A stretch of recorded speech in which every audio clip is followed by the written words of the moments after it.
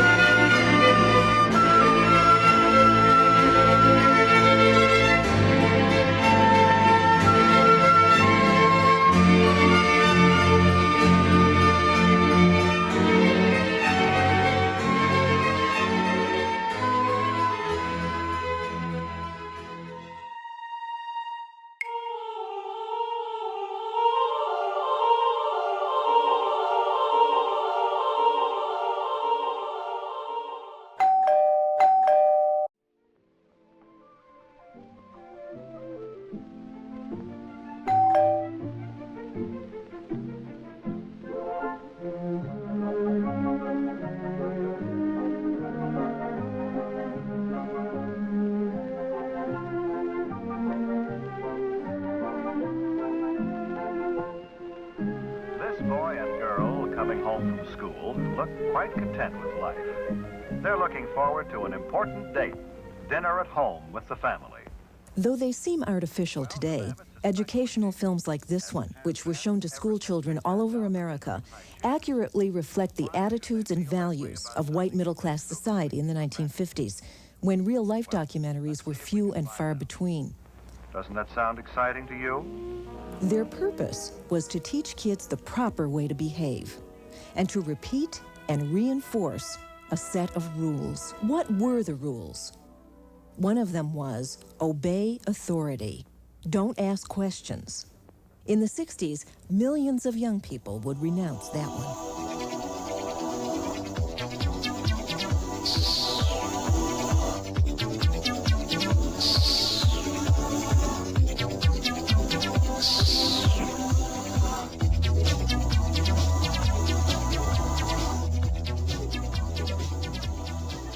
Another rule, control your emotions. In the 60s, masses of baby boomers would reverse this one and, quote, let it all hang out. Oh, I'm so happy. I could be a model.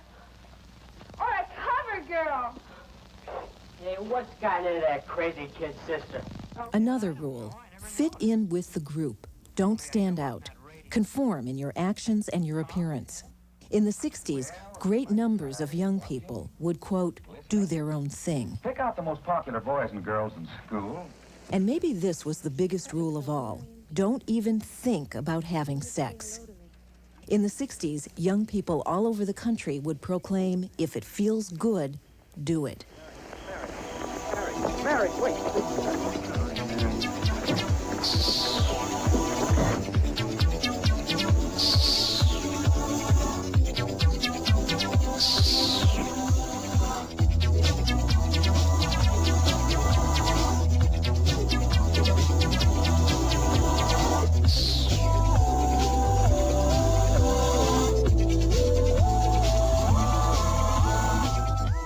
I enjoyed watching this stuff when I was a kid, but as I got older I realized that movies were quite a bit different from when the time my grandmother was growing up. And I often wondered how we went from this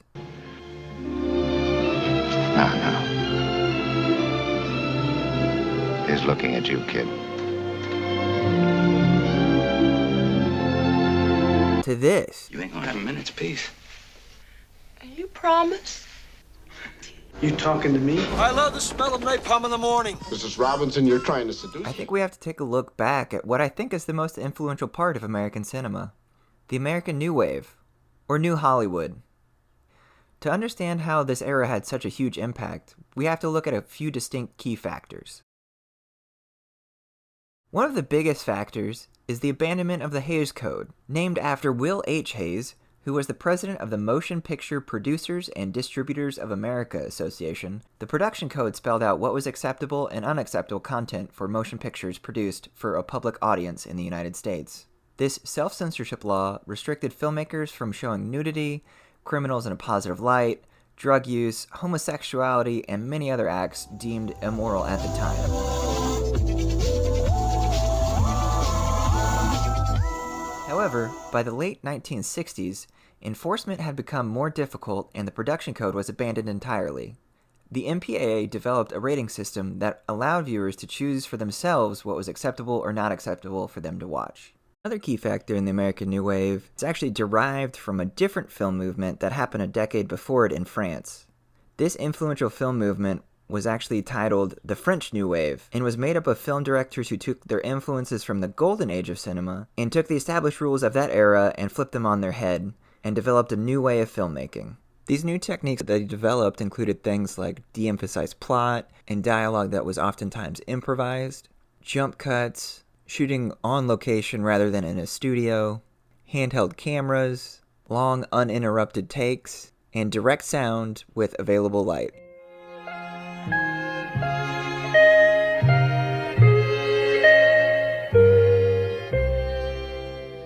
But because of the changing tastes in the public, Hollywood was soon forced to adapt. Most of this change in taste came from European cinema, particularly the French New Wave.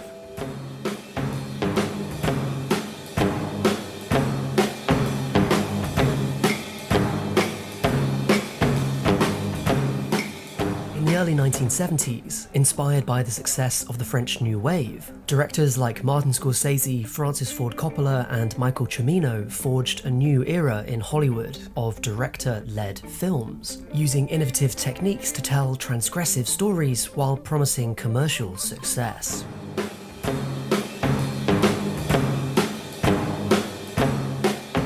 As America dealt with economic downturn and younger audiences became disaffected with the cinema-going experience, mainstream films started to reflect these concerns. A few late 60s films, notably Bonnie and Clyde and The Graduate, focus on outsiders pushing against social norms. In the former, a pair of young lovers become bank robbers, claiming a socially minded motivation. In the latter, a young man expresses his dissatisfaction with his middle-class suburban life by having an affair. Both films take boundary-pushing characters, themes, and aesthetics and make them palatable to general audiences by placing the stories in the context of a comfortable suburban setting or a familiar genre.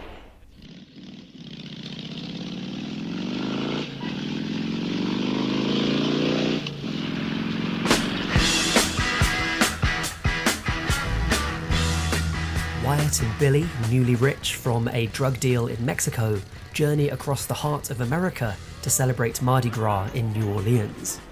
This film's loose, handheld camera work, lens flares, and zoom shots were bold stylistic choices in the late 60s, taking cues from cinema verite and documentary filmmaking, while also foregrounding the artificiality of the form, being more impressionistic than traditional.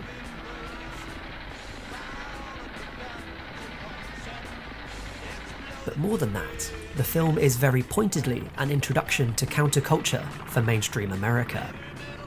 With its dropout protagonists, jukebox soundtrack, non-linear editing, and freeform narrative, Easy Rider advocates for counterculture openly and unabashedly.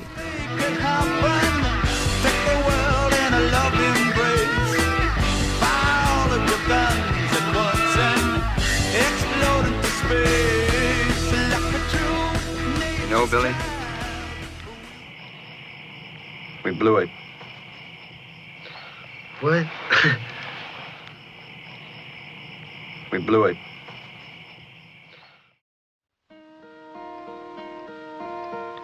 Hello, darkness, my old friend. I've come to talk with you again. Listen, everybody, I want you all to be quiet. I've got Ben's college yearbook here, and I just want to read you some of the wonderful things about Ben. Hey, there's the award-winning scholar. We're all very proud of you, Ben. These stories showcased young protagonists who desperately sought acceptance from the adult community.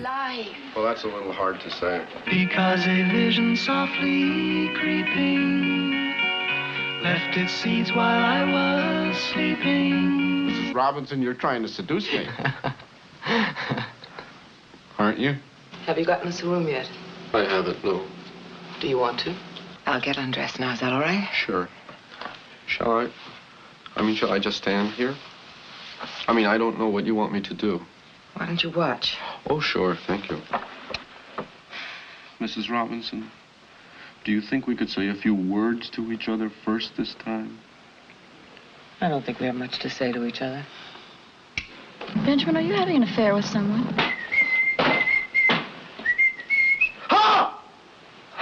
I do think you should know the consequences of what you've done. I do think you should know that my wife and I are getting a divorce soon. What happened between Mrs. Robinson and me was nothing. It didn't mean anything. Well, that's not saying much for my wife. Point is, I don't love your wife, I love your daughters, sir.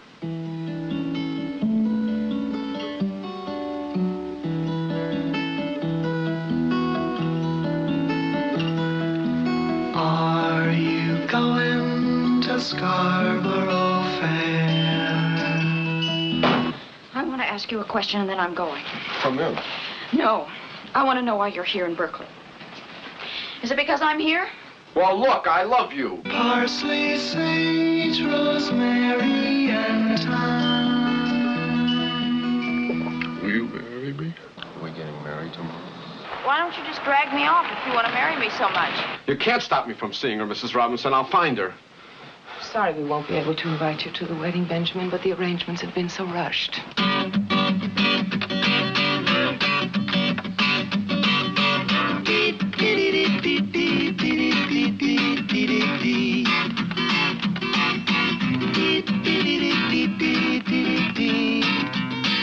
Oh, Jesus, God. No.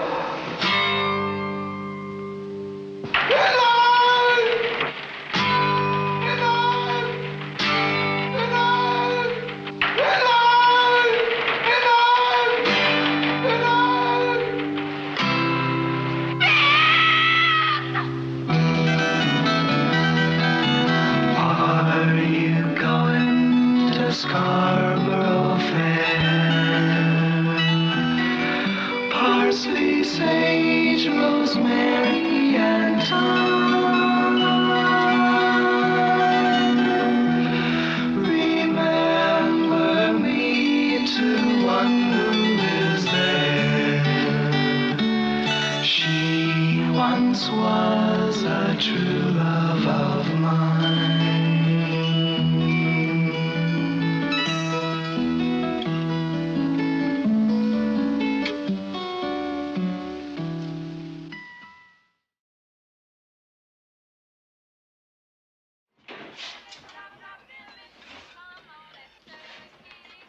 What the hell is this?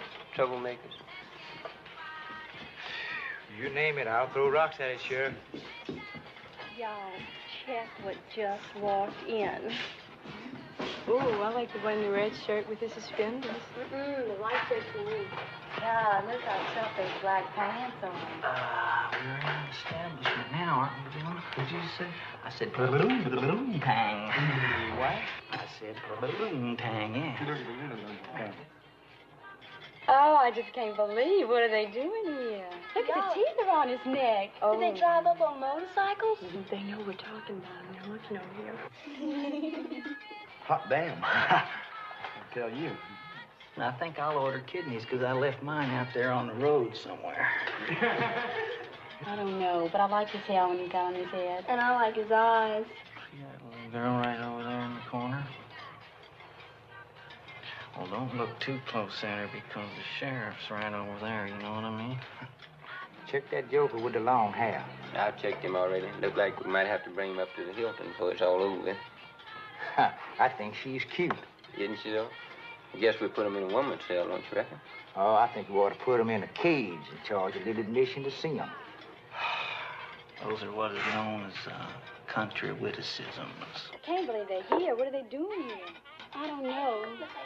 No, we can't ask them. They'll be foolish. Yeah. No, they'll think you... Oh, you'll laugh in your face. Yeah, that'd be good. I doubt it. No. I might ask them. You might ask them. Go ahead. No, when I'm around, you're not going to ask them. I don't think you're going to. Go ahead. Okay. Go ahead. You know, I thought at first that bunch over there, the mothers had maybe been frightened by a bunch of gorillas, but now I think they were caught. Oh, one of them's alley-oop, I think. Some of the beads on her. Well, one of them darn sure is not Ula. Looked like a bunch of refugees from a guerrilla love-in. A gorilla couldn't love that. Nor could a mother. Doggone it, I wouldn't even mate him up in one of those black wenches out there. Oh, no, I don't know about that. And that's about as low as they come, I'll tell you. Oh, he's a biggie. Man, they're green. No, they're not green, they're white. White? Uh-huh. Then you're colorblind. I just got to say that. Sure like to get some food around there. I don't know. I thought most jails were built for humanity, and that won't quite qualify. Wonder where they got those wigs from. They probably grew them. Look like they're standing in fertilizer. Nothing else would grow on them. No, you know, I'm not real hungry at the moment. You know what I mean? I saw two of them one time. They were just kissing away. Two males. Just think of it. What you think we ought to do with them? I don't never know, but I don't think they'll make the parish line.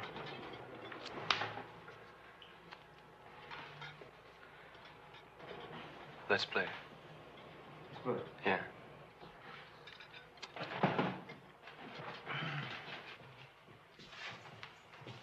Yes, sir. It certainly has been nice.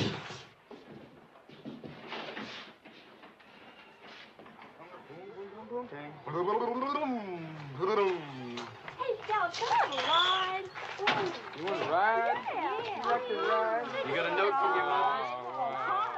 When you hear a foreign sound to your ear, it's all right, Ma. I'm only sighing.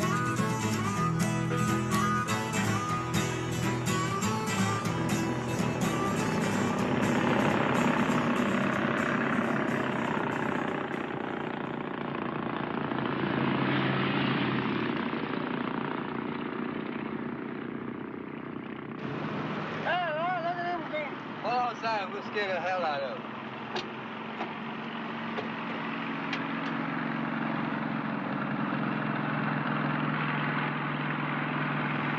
You want me to blow your brains out?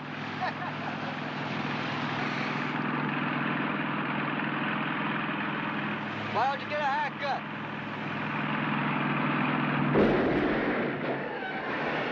What happened?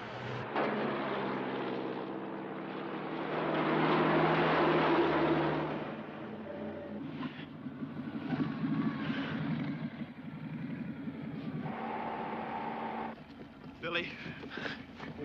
I got him. Oh, my God. I'm going for help, Billy. I got him. I'm gonna get him. We better go back.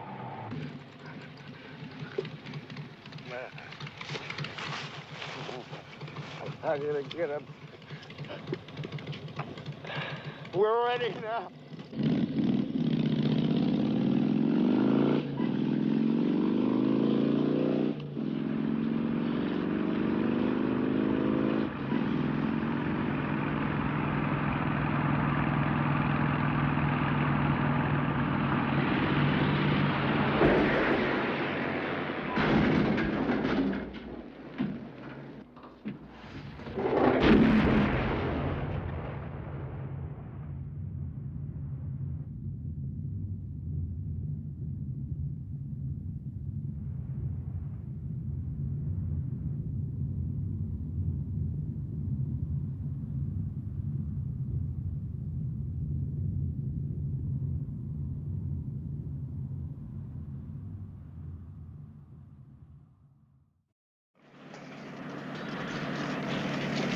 I tell you, if that boy didn't have his head strapped on him, he'd lose it.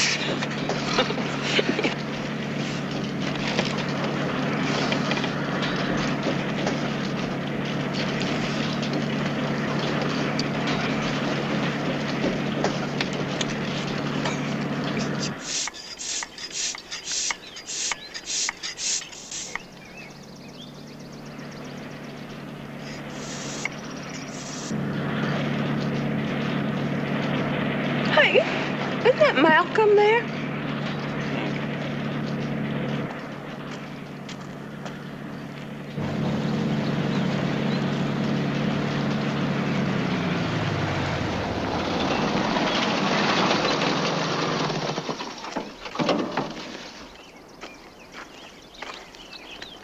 What you got there?